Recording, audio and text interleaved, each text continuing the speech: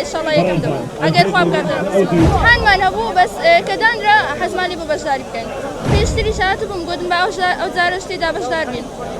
بۆ قوتابی بەڵێ قوتابیم لە کۆلێژی پەروەردەسانکۆی سەڵاحەدین باشە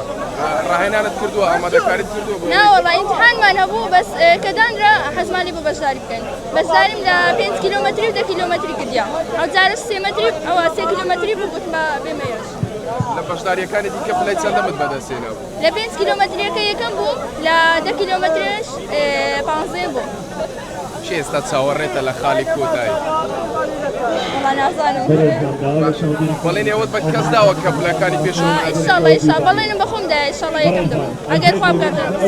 نازانم ڕاهێنانی زۆر ڕاهێنانم لێ نەکردووە بەسەر بەخۆم یعنی قۆتم هەیە ئینشاڵڵا یەکەم دەبم خوێندنەکەتان نەبووتە ڕێگر لە بەردەم ڕاهێنان بەرێ وەڵا ئەمن بەشەکەم قورسە ماتماتیکم لێ بڕێک زەحمەت دەلۆم ئەگەرنا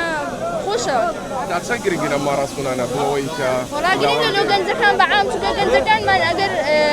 ئێستاگەر هەم گەنجەی بینی ئەوها خڕ نابوو لە وەرزشی ئەگەر یعنی ماڕاستون شتێک کرابە لێ لەو گەنجەکان بەعام گرنگە